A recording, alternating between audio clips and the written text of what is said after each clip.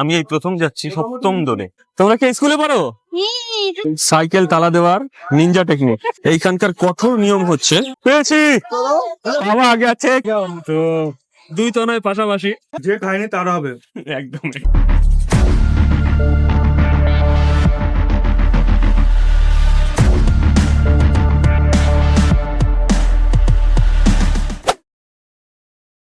বিকেল 3:08 আমরা এখন বেরোচ্ছি বাবলার উদ্দেশ্যে। বাবলায় সপ্তম দোল হচ্ছে। হঠাৎ করে গৌতম আমাকে ফোন করলো যে বিকেল বেলা বেরোবি নাকি। তো বেরোনোর জন্য কোথায়? সপ্তম দোল হচ্ছে বাবলাতে। প্রবীরদা যাবে না, আজকে 3 জন যাচ্ছি, আমি, গৌতম আর শ্রীবৎসদা। তো শ্রীবৎসদা আমাদের সাথে এই প্রথম সাইকেল ট্রিপে।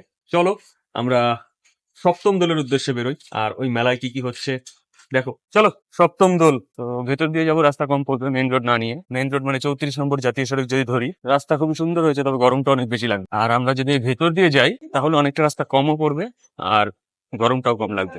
আমি এই প্রথম যাচ্ছি সপ্তম দোলে। আজকের উদ্যোক্তা যদি বলি তাহলে শ্রীবৎসদা, কারণ আমি এর আগে কোনোদিন যাইনি। গৌতম হয়তো গেছিল 1 এপ্রিল, আমরা জানি ঠকানোর দিন।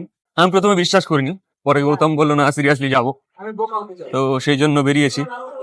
এসে দেখলাম না, ঠকানো হয়নি, সত্যি সত্যি যাচ্ছি। এবার বাবলায় সেই সপ্তম দোল হবে কিনা আজকে, ওইখানে গিয়ে দেখা গেল ঠকে গেলাম, সেটা অন্য কথা। আজকে সাইকেল আছে আমার, বাংলা সাইকেল হারকিউলিস, আর শ্রীবৎসদার রয়েছে বিএসএ না হ্যামিল্টন, বহুত পুরনো কোম্পানি। আর গৌতমেরটা সবাই চেনো, মন্ত্রা ম্যাক্সিটির। তো আমাদের লোকাল এইভাবে এক্সপ্লোর আমরা করিনি, আস্তে আস্তে করব। আমাদের লোকালে মানে কাছাকাছি যে সমস্ত জায়গাগুলো আছে, আর বেশ কয়েকটা মেলা আছে যেগুলো আমরা কন্টিনিউ করব ভাবছি। মেলাগুলো তোমরা দেখতে পারবে আমাদের বাইসাইকেল কিকের ইউটিউব চ্যানেলে।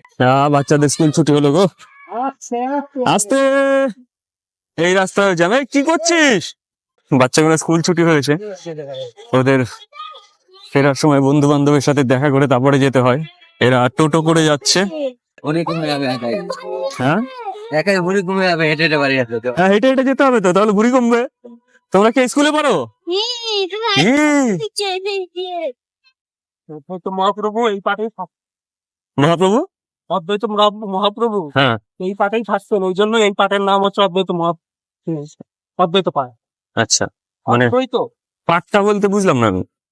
পাঠ মানে হচ্ছে বাসস্থান, হ্যাঁ অদ্বৈত পাঠ, হ্যাঁ মানে ওই জায়গায় উনি থাকতেন তাই তো, সেই জন্য অদ্বৈত পাঠ। আচ্ছা, এইখানেই থাকতেন।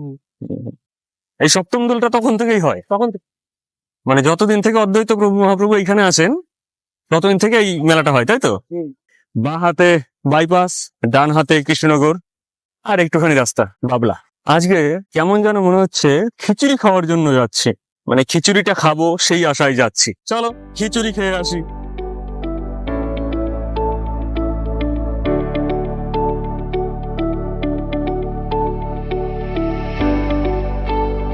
আর কত দূর? মোড় ঘুরলেই তো আমরা বাবলার মেলায় ঢুকে গেছি। সপ্তম দোলের মেলাটা অনেক বড় এরিয়া নিয়ে। সাইকেল তালা দেওয়ার নিনজা টেকনিক কি করে সম্ভব আমি তো সেটাই বুঝি না। আরে ঢুকবে না, 2টো পাবে, 3টে পাবে না, 2টোর বেশি হবে না। এইগুলোর ওই 2টোর বেশি হয় না। তোমারটা তালা দিছো? তো সাইকেলে তালা দেওয়া শেষ, এবার আমরা মেলা ঘুরবো, চলো।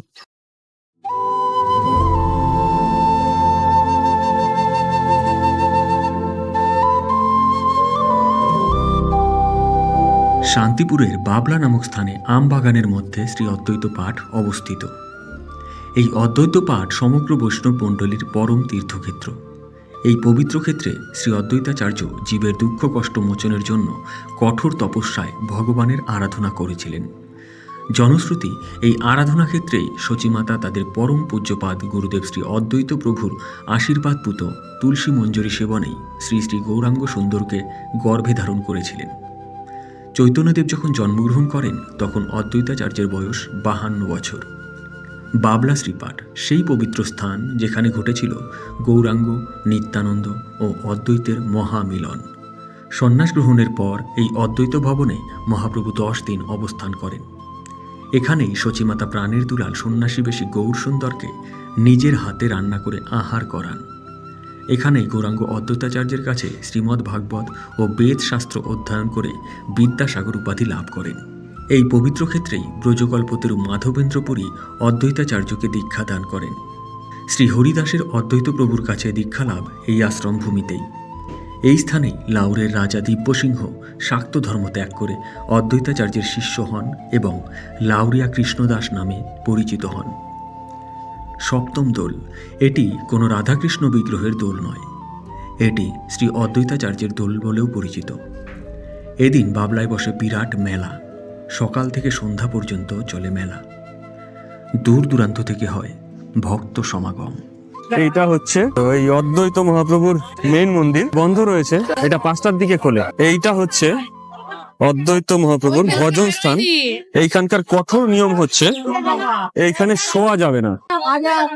তো এখানে এলে পরে সবাই এটা খেয়াল রাখবে যে এই ভজন স্থান যেটা রয়েছে, এই ভজন স্থানের মধ্যে শোয়া নিষিদ্ধ। এইটা হচ্ছে লেখা রয়েছে 3 প্রভুর বিশ্রাম স্থান, জয় শান্তিপুর নাথ অদ্বৈত গোসাই, যাহার কৃপায় পাই চৈতন্য নিতাই। ভক্তদের ভিড় আজকে। এইটা হচ্ছে অদ্বৈত আশ্রমের পেছনে এটা একটা ইসকন লেখা রয়েছে। তো ভেবেছিলাম মায়াপুর ইসকনের এটা কিছু একটা, তো এখানে কথা বললাম, ওনারা বললেন যে এটা ইসকনের নয়, ইসকনের ডোনেশনে এটা হয়েছে, সেই জন্য এখানে ইসকন লেখা রয়েছে। তো ইসকনের ডোনেশনে এটা হয়েছে। মানে 3 জনে এসছি, খুঁজতে খুঁজতেই দিন শেষ। কে কোথায় থাকে তো বচ্চটার সামনে, এবার গৌতম রয়েছে পেছনে। এইভাবে খুঁজে খুঁজে মেলা করা খুব মুশকিল। তো যেদিকে তাকাবে এদিকে সোজা, বাদিকে, পেছনে, সব দিকে লোকে লোকারণ্য এখন।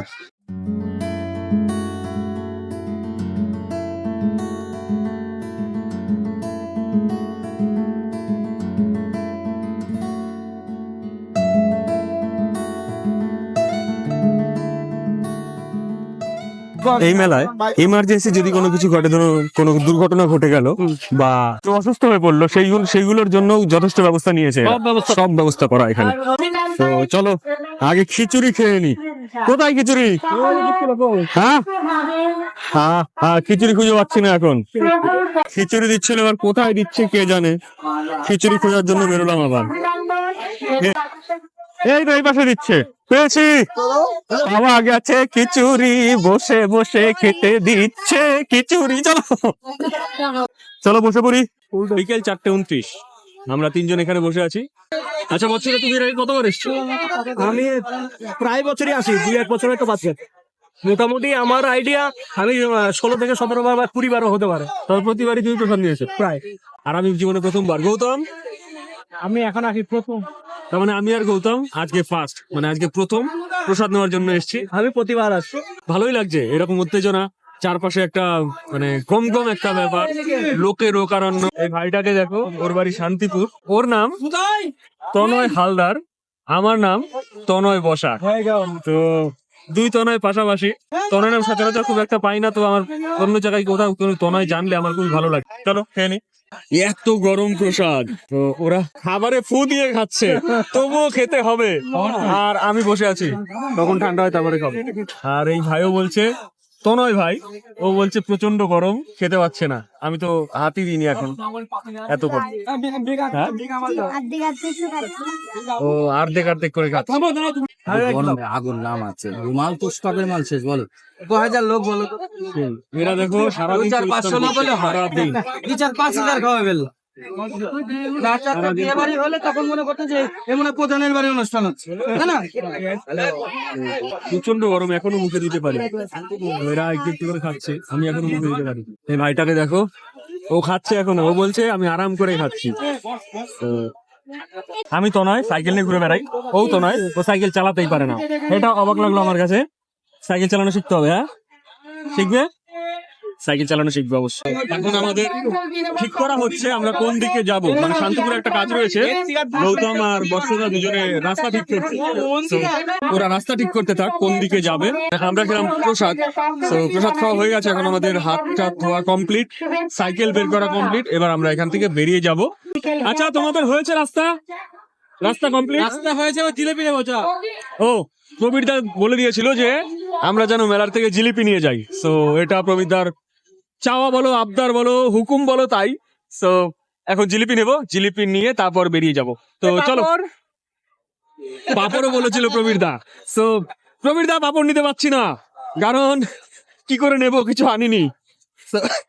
So, চলো খানা ঠিকঠাক জিলিপির দোকান থেকে জিলিপি নিয়ে তারপর বেরিয়ে যাবো। তো গৌতম দামাদামি করতে ব্যস্ত। গৌতমকে ভাগা করতে এনে হেভি লাগে আমার। ও দামাদামি করে 2 টাকা হলেও কমাবে, ওর সিস্টেম হেভি সুন্দর। আচ্ছা জিলিপি 100 করে, আমরা নিচ্ছি 500। তো চলো জিলিপি নেওয়া শেষ, এবার পাপড়। তো পাপড় নেওয়া হচ্ছে 5 টাকা করে পাপড়, 6টা দিয়ে দাও। কাগজে মুড়িয়ে দাও, কাগজে মুড়িয়ে পাপড়। তো আমরা মেলার থেকে বেরিয়ে যাচ্ছি, উল্টো যেতে হবে এখন শান্তিপুরের ভেতরে। শান্তিপুর রেলগেট এখান থেকে দেখা যাচ্ছে। শান্তিপুর পথসাথী, ও আবাসিক হোটেল। আমরা পথসাথী যেখানেই দেখতে পাই সেখানে আমাদের পুরুলিয়ার কথা মনে পড়ে যায়। তো পথসাথী আমরা প্রথম দেখেছিলাম পুরুলিয়াতেই, এখন যেখানে যাই যদি পথসাথী নাম দেখি আমাদের মনে হয় ওইটারই শাখা। So, গৌতম দেখে আবার ডেকে বলে দিল তো নয় পথসাথী। So, একদম মুখস্থ, মানে মনে প্রাণে গেঁথে গেছে ব্যাপারটা। আমাদের আর ঘন্টাখানেক হয়তো লাগবে, তারপর দোকানে গিয়ে জিলিপি আর পাপড় খাওয়া। গেট পড়েছে, আবার গেট পড়েছে গো। যেতে যেতে একলা পথে, ও দেখো গেট দেখা যাচ্ছে কি? আমরা বলতে বলতে গেট উঠে গেছে।